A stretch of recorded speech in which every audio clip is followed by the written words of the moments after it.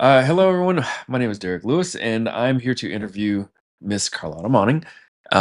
So, if you would please introduce yourself and what your field is.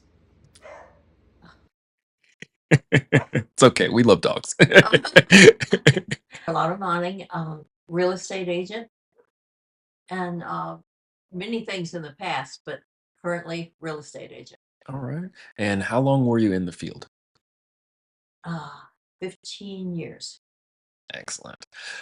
So, the idea of this is to introduce individuals into figuring out whether or not they want to get into this field.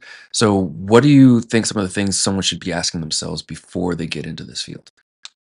First of all, if they can live on other people's time schedules and not necessarily their own. Hmm. I've seen agents that go in, they said, oh, they came into real estate because they wanted to work 9 to 5 to do their own hours. And I'm sorry, you work when everybody else is playing. You work Sundays, you work holidays, you work because if somebody is wanting to look at houses, they're not necessarily going to want to look on your time schedule. They want to look on their time schedule. And it is so it's really helpful to be flexible and you got to like people. So that's one of the prerequisites. Absolutely. What are some of the other prerequisites for the field? Um, it takes a certain amount of school knowledge, what I would call school, like you have to be okay with figures because when you're writing a contract or you're telling somebody how much they're going to get for the sale of their house or how much you have a loan officer who gives you the hard and fast figures, but you have to give them at least an idea of what they're getting into. Mhm. And so that would be a requirement. Liking people, being flexible. That's those are the main things to me. All right. What type of training does the real estate field require? You have to go to a real estate school, and that is generally 3 weeks of fairly intensive classroom type stuff, Mhm. and you've got to know the real estate laws so that you don't go out and get yourself sued, and which is very easy to do if you're not careful. And uh, basically this, and then there's continuing education. You have to have, I believe it's 38 hours now, every 3 years of continuing education. Hmm. So this training for real estate school and the continuing education, is that done through real estate companies or is there a particular It's agency that both. does Some companies run their own school, it? uh, but normally the multiple listing service will provide that, and Mm, you can go to wherever they are in uh, National Association of Realtors will come down and they will have whole classes at different locations, but at the different locations are always a real estate office of some kind. So it's always it's always real estate related, Kevin. You don't go out and go to Joe Blow's dining room to hold a class. mhm. Although we have done some of that too. Not too often though. No. So how did you find this first class when you first started going?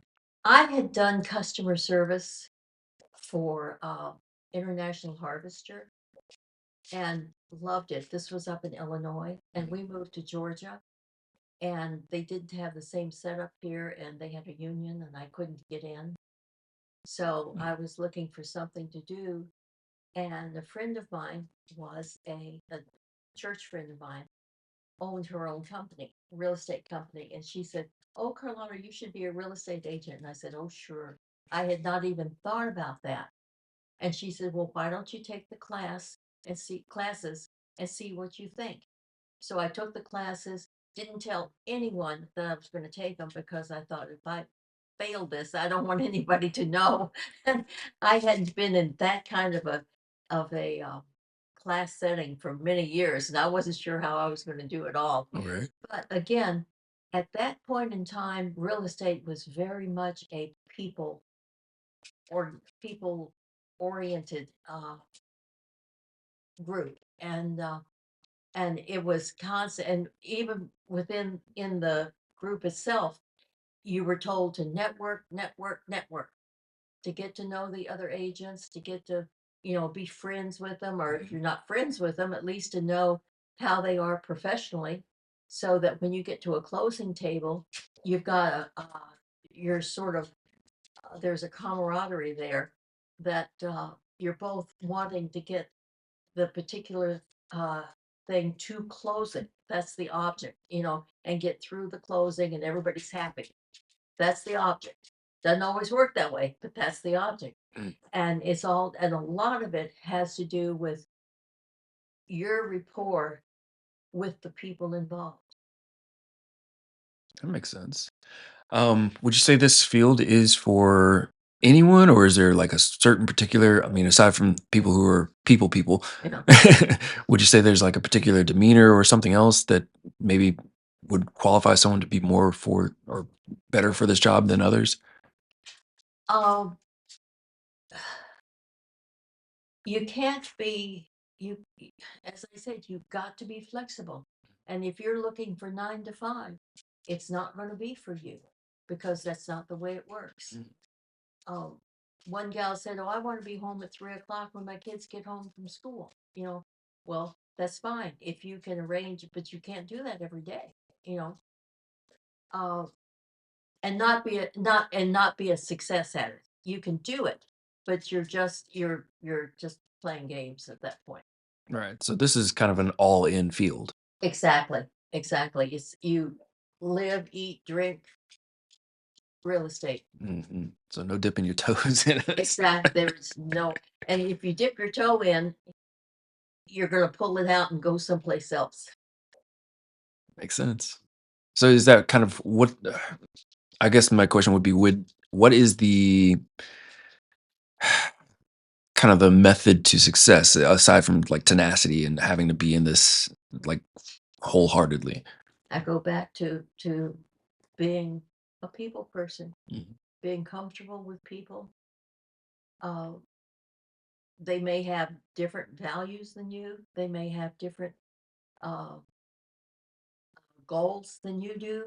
But when you get with them, your goal is to either sell their house or get them into a house, and that's the narrow thing. I mean, other things are peripheral, and those can be, you know, if you go to the same church, that's wonderful.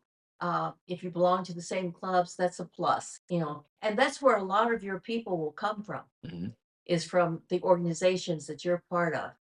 But if you're sitting in the office and somebody comes in and wants an agent, they want somebody that can show them houses that they are looking for and not what the agent necessarily wants to sell.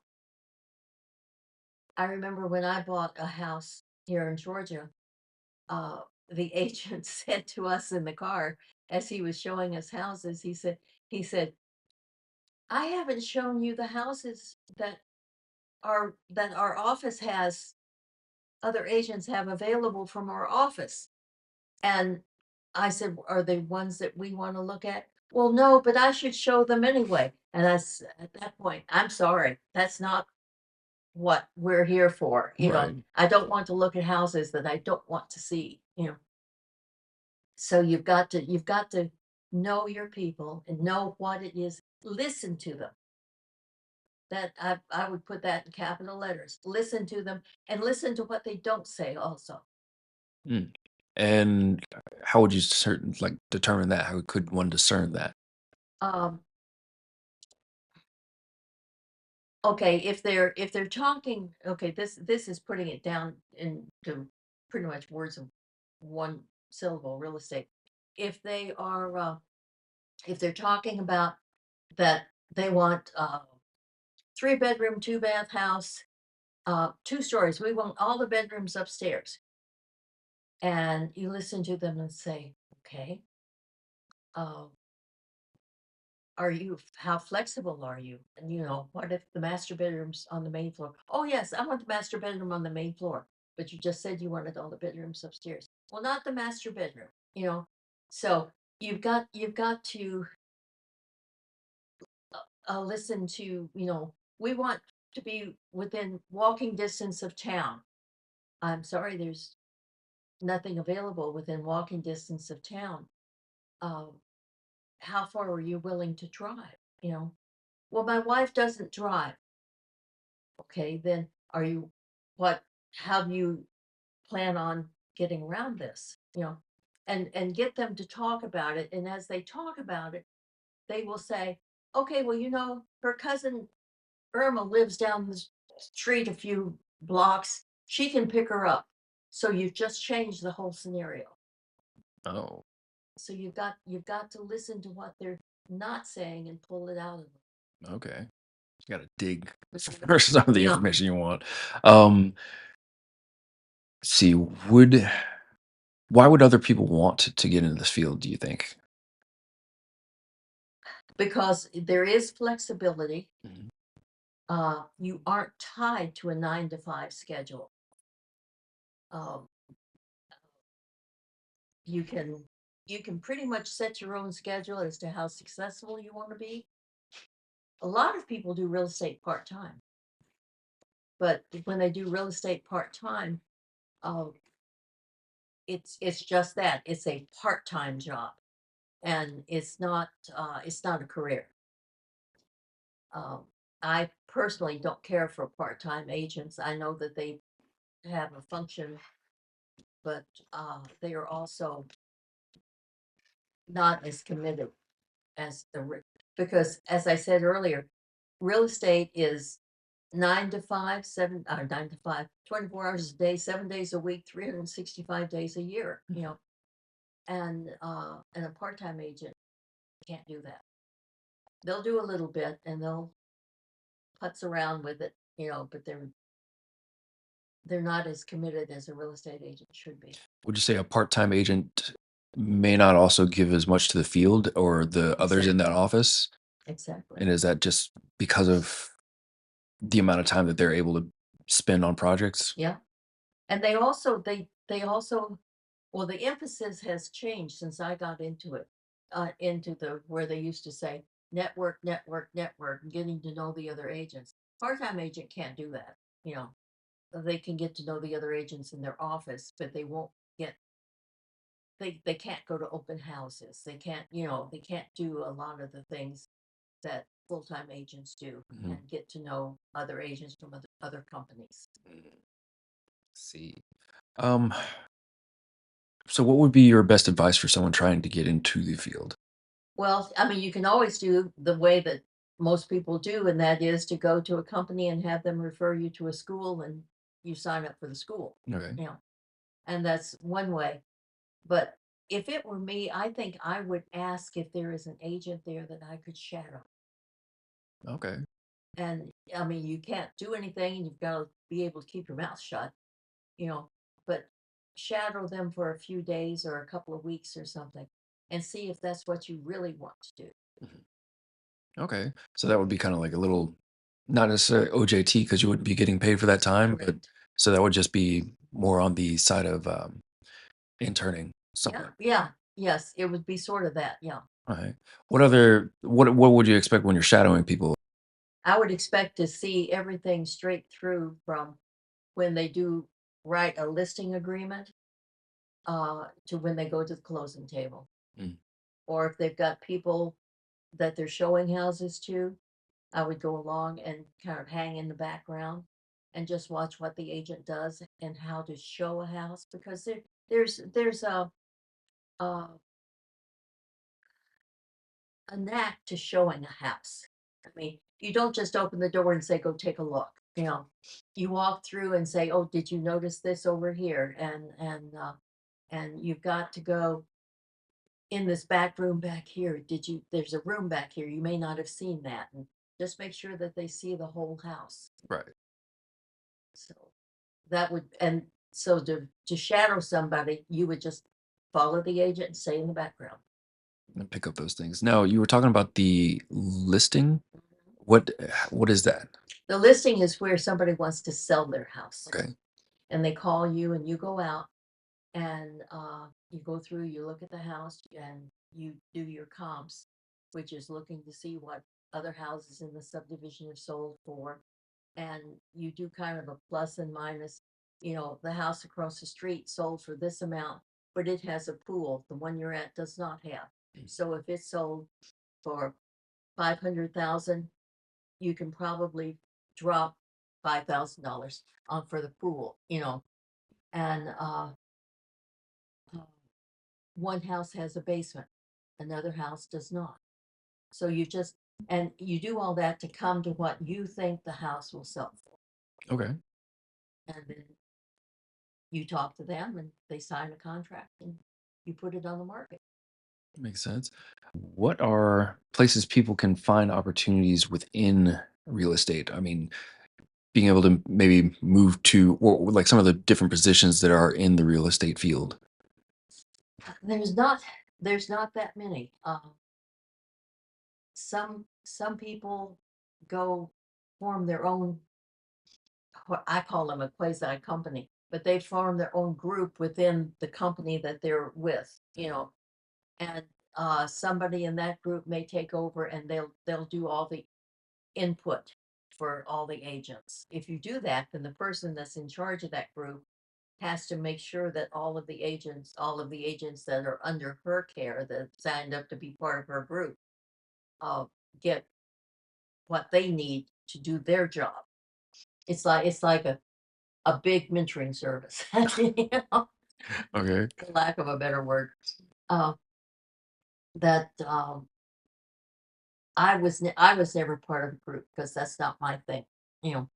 But I know lots of agents who have been, and it's a really not a bad way to start out because you've got somebody that's feeding you people, feeding you uh, somebody where you can go out on a listing appointment that they want, or feeding you clients that you can show property to, and you're not having to dig up your own people. What should new real estate agents perhaps focus on, or what are some of the things that you think would be the kind of foundations for a good real estate career? That's a good question. Um, I keep going back to people. You know, you've got to be comfortable with people, and with people you don't know, and with people that are different from you. Uh, and you've got to stay focused on the fact that you're not there to solve their financial problems. You're not there to solve their relationship problems. You're there to sell them a house Mm. or sell their house, whichever it is. And so you've got to stay focused, which doesn't mean that you can't stop for lunch and everybody have a good time and this kind of thing. But you can't get involved with them personally. I don't think. Mm. You know, I mean, you might later on as you get a contract and the thing, you're looking at uh, 60 to 90 days out before the contract actually closes. And during that time, you stay in touch and you talk to them. And so that narrows the the hands off thing. You do get involved with them personally. You can go with them and help them pick out wedding presents, or you can go with them and help them pick out baby stuff, or this kind of thing as you have time. Mhm. But that till it gets to that point, then you need to stay focused on what you can't get drug into their problems. And because you have a bond, it's easy to do. So you've got to stay in charge. So you got to keep the relationship professional, business. Exactly. Okay. So what other kind of foundational things are good for helping oneself develop while starting off as a real estate agent? You've got to have the money to fund all this while you're not having well, there's no income. Mhm. I remember one gal walked into the office one day and she said that she wanted to become a real estate agent. And the gal that was at the desk said, "And why is this?" And she says, "Because of all the money." And I said to her, I said, "Can you live for at least 90 days without a paycheck?" Because if you go out and get a listing and sell it immediately, you're looking at 90 days before it goes to closing before you have a paycheck. Mhm. And she was shocked. I don't know what her expectation was, but it certainly wasn't that. Hmm. Probably more like the car sales style Exactly. rate of pay. Like you make a sale today, it goes through, then a Yep. week or two later, you get your paycheck for that sale. Yep. Okay, so it takes 90 days perhaps for Yeah. a sale? Can take longer, Wow. but it does take 90 days. Hmm. Because you work with the you've got to get them with the loan officer. You work with the loan officer. The loan officer determines, and you should do this before you ever take them out, but the loan officer determines whether or not they can even buy a house. Whether they've got the income or the background. The loan officer qualifies them. You go out, you find your house that you want to buy, and then he goes back and although he has submitted, I say he, it could be a she, but they have submitted all your pre-paperwork to their company to see, yes, we will loan them the money or no, we won't, what have you. Mhm. Then he comes in and he goes more in depth. And that's when the client is bringing in uh, bank stubs, credit card, all of their bills, everything that they have financially, Mhm. and then into him, and then he creates a portfolio, and it goes off to get approved. Once it gets approved, then he comes back, and yes, we can go to closing. But this does not happen overnight. The only part of this that happens overnight is a cash closing, and you can do that in 2 weeks, Okay. generally speaking. You know, but you don't see too terribly many of those. Um, and then, of course, then you have to schedule the closing, and you have to pick a time it's when it's convenient with everybody. You know, except for the agents. You have to have the buyer there, and you have to have the seller there. So you've got to pick a time. You know, if the seller works and cannot possibly get time off to go to a closing, then you've got to find out whether or not he can come on, and whether the attorney will see him of an evening. There's all kinds of things that you run into that can change the time frame on this. Hmm. Interesting. So when you say cash offer, is it someone walking up with a briefcase full of money? Pretty close. Because they have to have something from the bank saying that they have funds at the bank or at a credit union, or you know uh, that 250,000 for this house. Yes, I've got 250,000 in this account. And then the bank issues a statement saying that, or the credit union or whatever. And then Okay. that goes to closing. Hmm. So let's see. We're looking at moving the money from that cash office or cash transfer. That's then you're talking about it just goes one person's bank to the other person's bank via the lawyers. Pretty much, yeah. Okay. Okay. Unless they do have that briefcase full of money. I have to tell you, I don't think there would be many attorneys that would allow you to do that because they don't want that money sitting in their office. Right.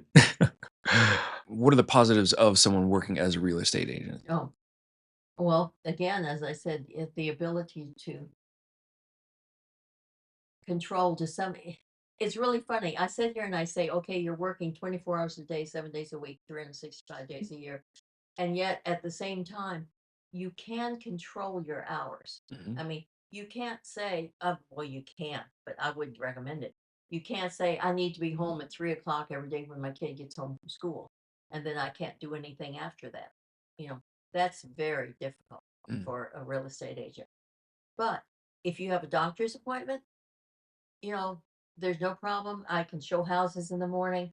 I've got a doctor's appointment in the afternoon, so I'm not going to schedule anything for that afternoon. I'll see him tomorrow, kind of thing. Okay. So you've got a lot more flexibility with your time within strange kind of parameters. Because it's basically based on when the customer needs to be shown the house or when the lawyers are going to be available Yeah. or I mean, whoever else. you're self-employed, basically. I mean, Mhm. your license is held by a real estate company, but you're basically considered to be self-employed. Okay. So your company can say to you, okay, I want you to be available, from 9 to 5 every day. And they can say that. And if you say, I don't want to do that, they can say, go find another company. They can set up parameters, but that doesn't generally happen. Mm. It can happen, but it doesn't generally happen. Generally speaking, if you sign up with a company, you're pretty much on your own within the parameters of what the company requires. Some companies will say, okay, you've got to have X amount of closings per year, you know. And if you come to the end of the year and you don't have X amount of closings, they can at that point say, okay, you're not a fit here, go someplace else. Uh, You know, how often do those, or how quickly can those transfers or firings happen, or terminations, whichever it's called? terminations. Yeah. Uh, how quickly they hand you your pocket card from their office, they contact uh, the Georgia Real Estate Commission, and you're gone. And what's the pocket card? The pocket card is the card that you have that says that you're a real estate agent. Ah, so they just pull it out of the file and says, "Okay, you're Yeah, done." usually off the wall. Okay. But and they will say, we've sent your license back to the real estate company, Mm, or real estate Georgia Real Estate Agents okay, Commission. That's the word I'm looking at. Georgia Real Estate Commission. gotcha. And so state to state real estate is different because do you have to be licensed in each state, or how does that work? Do you know? Uh, I can sell in Georgia. I can sell in Alabama. I can sell in there's areas around where your license is that you can sell, Okay. but it depends on the state. The state may say, not unless you're licensed in Georgia or in Alabama, Mm, or whatever. So it's and they can make requirements. Alabama can make requirements that Georgia does mm, for you to be there, for you to have a license there. But they're usually pretty flexible. okay, which would be nice, Yeah. especially since the job is such a one where you have to be flexible. I would I would hesitate to sell a house in Alabama. I would sooner refer it out to an agent in Alabama and get paid a referral fee, because I don't know the streets there. I don't know the housing areas there. I don't know, and you need to be very familiar with the area that you're selling in. Mm, I mean, right now, I could absolutely sell a house in North Georgia. Do I know anything about the communities in North Georgia at the real estate community? What's on for sale, and I can pull some of it up online, but that's not the same thing. You know, you need to have a familiarity that if I'm going to sell a house in Roswell, do I even know how to get to Roswell? I mean, most people would, but still, you get my point. right. Um, that, and it's in it's in Sandy Dunes uh subdivision. Do I know anything about that subdivision? Is that a good subdivision? Is it going downhill? Are people selling their homes in there because of something that I don't know what's going on? Mhm. You know, so most agents stay within their little niche area. Which kind of makes sense. It makes them better agents too, I think. And then it also makes it a little easier for them, would you say, to kind of find that place where the customer is comfortable with or what Yes, they're looking for? exactly. And well, that's totally the other thing. Um, these people may have seen a house up there in Roswell, and they want to know, they want to know how the schools are there. I can pull up the report, but that doesn't tell you, you know, everything that you need to know. Mhm. Yes, the schools are good. Does that mean if I send my daughter there, will she be bullied? I don't know. You know, and like here, I'm familiar with the schools. I know what goes on because I see it in the papers and I see it, I know and I talk to people who have kids in school. And so I have a good idea of what's going on or not going on in the schools. And I'm not talking about academically. I'm talking about peer pressure and, and that there are kids going to get bullied because their dad doesn't make 200,000 a year or, something along this line. Within the field of real estate agency, what are some of the negative things that an agent might come across? What are some of the harder parts of the job or harder parts of the culture? Well, I will tell you, and I don't know how all this will go. You may want to edit this out, but I carry a gun.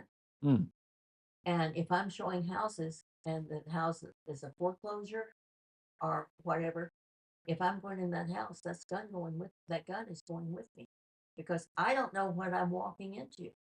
I've only ever pulled my gun out one time, and that's because these people were looking for foreclosures to flip, and we pulled up in front of this house, and the house was littered with cans and bottles, and mhm. the yard was littered with that, and the door was standing open, and I thought, uh, and if you get that feeling at that point, either leave or be prepared for what you might find. And I literally walked in that house with that gun in my hand because as it happened, somebody has been living there, but they weren't there, you know. Okay. But Oof, I didn't know that, you know. I couldn't have known. Yeah. So, was this your first time on the property ever? Yes. Uh, Yeah. Usually when you're showing homes, it will be your first time on the property, mm, and so you don't ever know what you're walking into. I walked into one house. This goes back years ago, but I walked into one house. House was on a basement. We went down in the basement, and the house actually people were living there, but they weren't there. But we went down into the basement, and I opened a closet door, and it was filled with satanic stuff. You know, kind of makes the hair stand up on the back of your neck. yeah. And the people that we were with said, "Let's go." Because I mean, Were these the potential customers? yeah, Like, we don't want to go somewhere where there's like a shrine to Satan. exactly. And so and you never know. I mean, that I can probably remember every weird thing I've run into because there's been so few, you know, but you just never know. Mm, And you just need to be prepared and you can't be scared, right. you know. So, what about with other customers, like the customer relationship? What should a real estate agent be prepared for, be used to, aside from just a rapport with them? Uh, that's about it. You probably wouldn't hurt to know if they have like allergies, pet allergies, because you don't want to take them into a house that has 5 cats and find out that they're highly allergic to cats, even though the house is vacant. I mean, not vacant, but no one's Currently presently living there, there. currently there. And if you're showing houses all day, you probably need to know things like, okay, are they vegetarian? Because you don't want to go to Burger King if they're vegetarian. So this, just common sense things that uh, guide you in dealing with them, Mhm. and big on common sense. There's so little of it. There's a saying, common sense is not a common virtue. Right, right. I do understand that. Where do you see this industry going in the near future or distant future? I'm Because, sorry to say it, but it's going more and more to AI. oh, I mean, it has gone from when I came in to real estate to now. It has become less and less personalized. People are going online and pulling up houses. mhm, They don't know what they're looking for. I mean, they don't know. They're you don't get very many people who are moving from A to B in the same community, this kind of thing. So they don't know what they're looking for. I mean, they know the house they're looking for, but if they're in Henry County, if they're in Locust Grove, they're not going to want to look at a house in Ellenwood, you know, probably, you know. okay. And so they need, and but they see two houses, and oh, both of either one of these would work for us. They're wonderful, but they don't know. They don't know what they don't know, Mhm. you know. And you can't you can't. They need to stay off the daggone computer. Once they need a real estate agent, and once they hire, well, the buyer doesn't actually hire a real estate agent, although if they're not careful, they can wind up having to pay the buyer. Mm. Now, not when I first got in, but now they can. Uh, but it's more and more is going to AI. You know, uh, the straw that broke the camel's back for me was a class I attended to teach me how to use Chat GPT to write the descriptions for my houses that I'm listing. If I can't do that on my own, I don't need to be in real estate. Mm. If I can't look at a house and write a description that will make somebody want to come see it, then I need to find another job. You know, So if AI does end up being more pervasive in the field, what do you think an agent should be prepared for? What kind of role do you think or how do you think that would change the look of the real estate agent? totally, totally. It takes it, as I have said over and over again about what a people person real estate is, Mhm. takes that out of that totally. Wow. All you are there is an automobile on wheels and the ability to sign a contract. Hmm.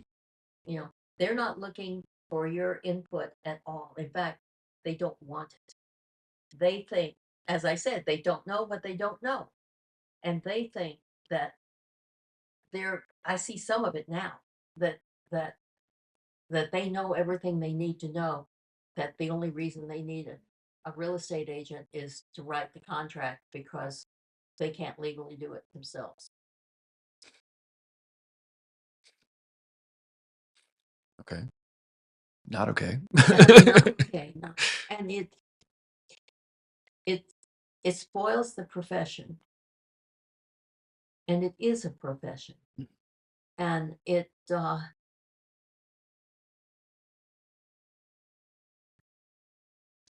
takes the agent who can sit there and know that these people are making a mistake, you know, but they're not going to listen because they think they know everything. You know, they think they don't need this person sitting there except to, write the contract. This is the house we want. And you may have a wealth of knowledge about the area that they don't have. You know, they're looking at four walls and a room. And a home is much more than that.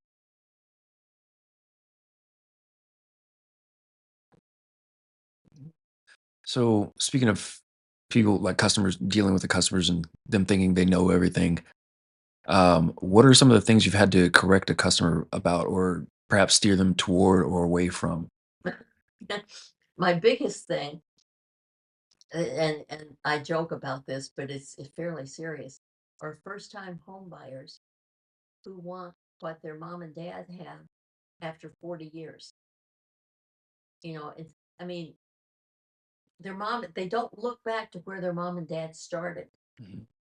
Their mom and dad is in this $400,000 house. And, but when they started out, they were in this $250 a month apartment, kind of thing. And, uh, and they don't recognize that if they have two incomes and the loan officer says, well, based on your two incomes, you can buy this much house. You can buy this $300,000 house based on your two incomes. Well, what happens if somebody loses a job and it's a young couple? What happens if a baby comes along? You know, they need an agent that can say to them, what happens if you lose a job?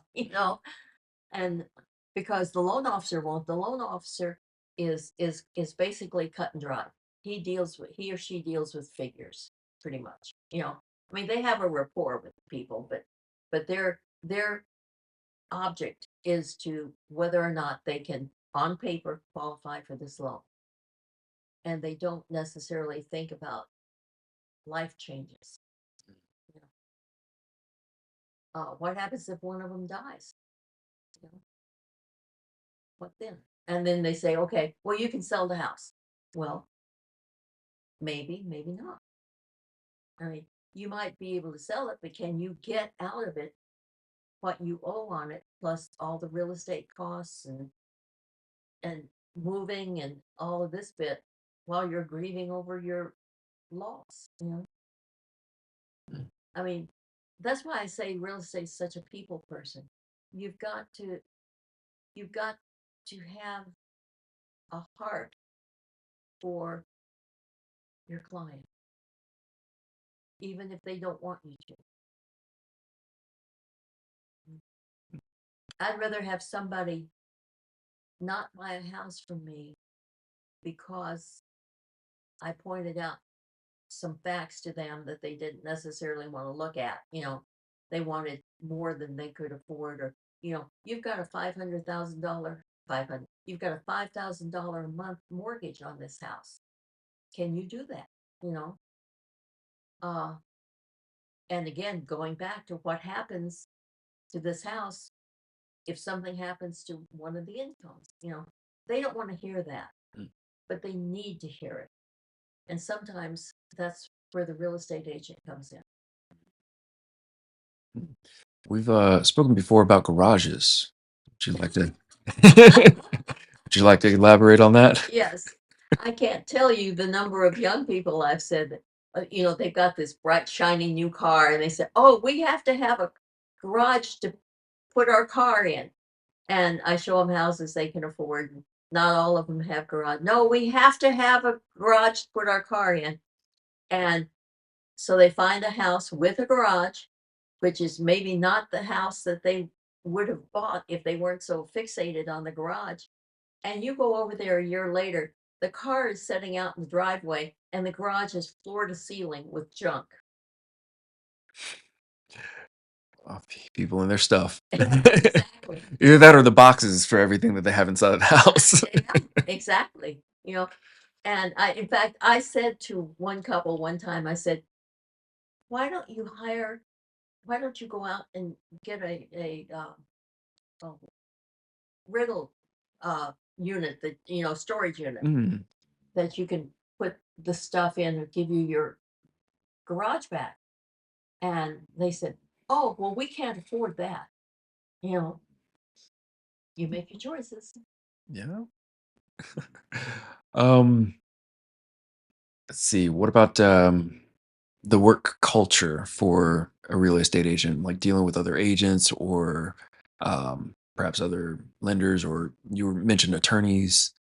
That has that has changed drastically in the years that I've been in real estate. Um, Used to be there was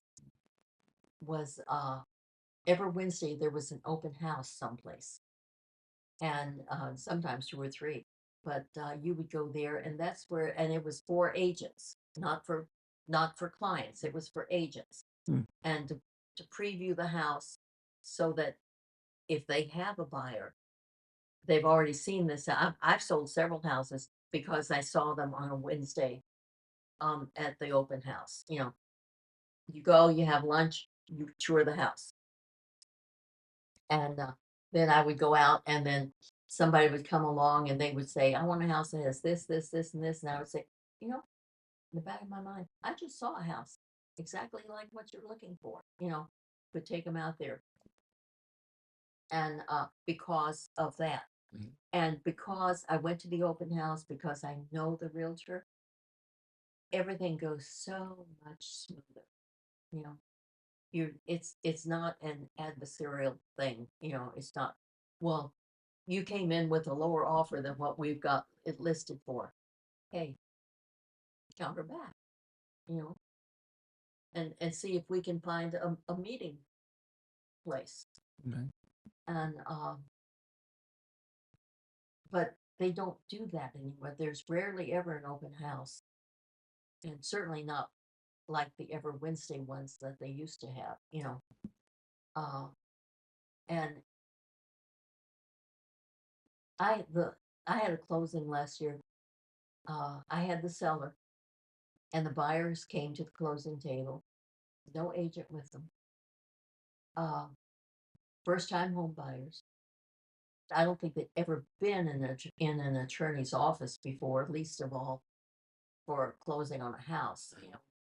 And the attorney said, "Is your agent not coming?" And they said, "Well, she said she'd meet us here." And about that time, the door opened. We were in the conference room. About that time, the door opened, and she popped in, and she says, "Oh, good, you found it. Okay, well, you're okay." And she turned around, walked out, and she didn't close the door. And I heard her say to the receptionist, "I'll be back later to pick up my check." And out the door she went. Did the sale go through? Oh yeah, because I worked both sides of the table, and the attorney was excellent, Mhm. you know, but not because of her age. And I felt so sorry for them because they were scared. you know I mean, that's a I don't mean scared like, oh my The god, first time jitters sort of you thing. know but they didn't know what to expect, Right. and they didn't have anybody there holding their hand, figuratively. So, as I said, I worked both sides of the table. And that's not the first time that's said. That's the first time I've ever heard the agent say, "I'll be back to pick up my check." But I've had several times where the agent has not come in with their clients. I don't understand that. Mm. I mean, you've been with them for however long to get them to this point. Why wouldn't you want to celebrate with them at the closing? I mean, Right. I always take my clients to it, depending on what time of day it is, to lunch, or let's go get a cup of coffee and celebrate, or something, afterwards, to make something to make it a little bit special, and not this scary thing, you know. Yeah. Kind of set their mood at ease, keep the friendly rapport that you've already built Yeah. up. And say, and I will say, okay, when you get to the house, if there's anything that you have a question on, call me. Hmm. That my service doesn't end when we leave that table. That if there's a question, if you need a handyman, I've got a whole list of names. If you need to know where to go to have the water turned on, I can tell you, this kind of thing. Okay. So you're a good agent looks at more than just the paycheck. but there's a lot of them that's why they got into the business. How do you see their sales or their earnings or their maybe just their ability to perform repeat business compared to agents who are more traditional and more walk you through everything and more wholehearted into I can't the answer industry? that actually, because I've watched agents that made a lot more money in real estate than I did that I wouldn't have for my real estate agent if you paid me, you Mm, know. And but they seem to somehow talk a good game, you know, and they have a pipeline mm, that they can get referrals from. hmm. So in their case, perhaps it's about the same kind of connections, but maybe just looser, or is it maybe you think the type of customer pool that they're pulling from? I think it's the customer pool that they're pulling from, that they have um, uh,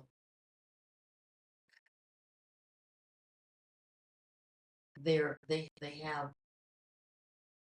I don't think they get that many referrals from past clients. Mhm, They're pulling from new sources all the time, and that's hard. mm, But they seem to make a success out of it. You know, they advertise a lot. mm. Uh,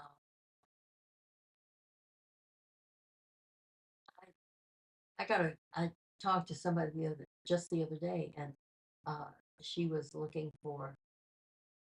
going to look for an agent. She doesn't live here; she lives elsewhere, and she says lives in another state. And she says, uh, "Well, I'm going to look at the person who sells the most homes." And I said, "That's not necessarily the person you want. Mm, You know, you want to find somebody." I said, ask your friends who they've used. You know, ask your neighbors around you who they've used. Ask the people at your church who they've used. You need to get referrals from those sources because if they're happy, they'll be more than happy to tell you their name, their address, their phone number, and how many kids they have. You know, if they're not happy, they will really be happy to tell you that you don't want so and so, you know, kind of thing. And I said, so you can't go by the only thing that a person who sells high volume is is that they can uh they can access a streamline of things, you know. That doesn't mean they're good agents or that they're caring agents, I guess I should say, not good agents. They may be very good agents at paperwork and all this bit, but do they care what happens to you? Or are you just somebody will get you in this house, I'll do the paperwork, I'm on to the next client. right. And if they've got a lot of listings, do they have time for you? So, Sure. What are some of the hardships of the career, like of the field dealing with I, either customers or other anyone else, or the process? well, the process can get to be a real headache. Okay. How so? Oh, just the paperwork involved, Mm, because most agents that are good agents are people oriented and not necessarily paper oriented, and they don't want to, you know, you have to remember that, oh, I've got to get this document signed, and oh, gee, I didn't get that document signed. I can remember going out at 11 o'clock at night one time to get a piece of paper signed wow. because I had forgotten to get it signed earlier. You learn real quick that way. I can imagine so. But that would be, I think, probably for at least for me, that was the biggest thing was making sure I had all my I's dotted and my T's crossed. You know, um, I think well, going back to the gal that wanted to be home at 3 o'clock every day, you've got to be you've you've got to be single minded on in real estate. You've got to if you're going to be a good real estate agent, I think you have to be single minded for your client. And it's for this client. It's not for the 12 that are waiting over here or what have you. When you're with them, you're with them. So if you're with them and you're on your phone because you're talking to all these other people or whatever, if you're talking to something that has to do with them, that's another story. But if you're talking to other agents or talking to your friend Sarah across the street or your friend whatever, you're missing it. So they have to be when you're with them, they have to be the most important people in your life. Mhm. What are some of the other challenges of being in the real estate business?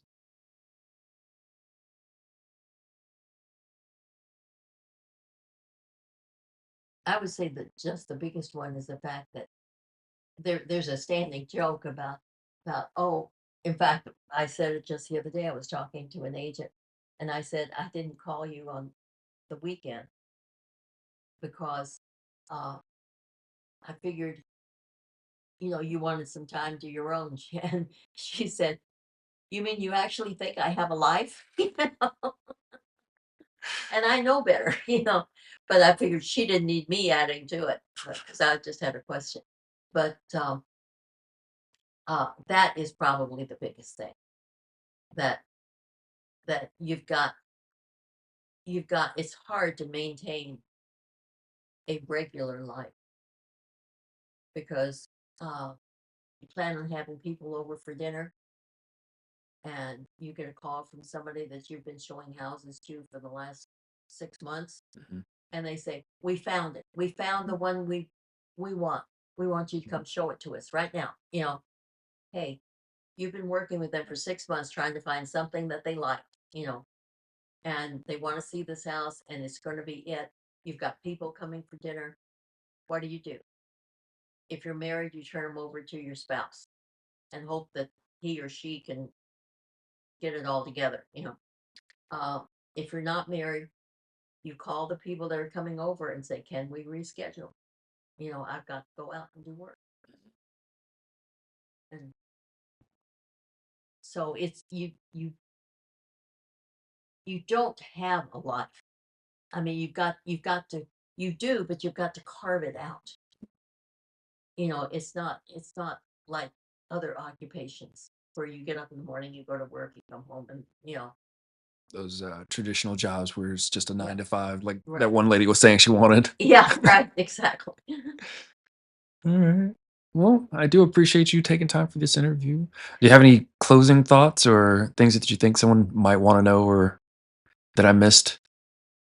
I would think if somebody wanted to get into real estate, um, if they can do it, I would strongly suggest trying to shadow another agent, and that depends on the company whether the company will allow it and all. Uh, but if they can't, at least they can sit down and talk to an agent and say, okay, what happens here? What happens when this happens? How do you handle this? And not just jump in cold. I mean, because they'll send you to a school where you learn all of the paper stuff, you know, but that's only the beginning. In fact, I would bet you any agent you talk to will say, I don't even remember what we covered in that school, because they teach you how to be a paper agent. You know, they don't teach you the feelings. They don't teach you the emotions. They don't teach you the things that you really need to know to be a good agent. Mhm. Mm. All right. That's it. That's it. Well, Ms. Monning, thank you so much for your time.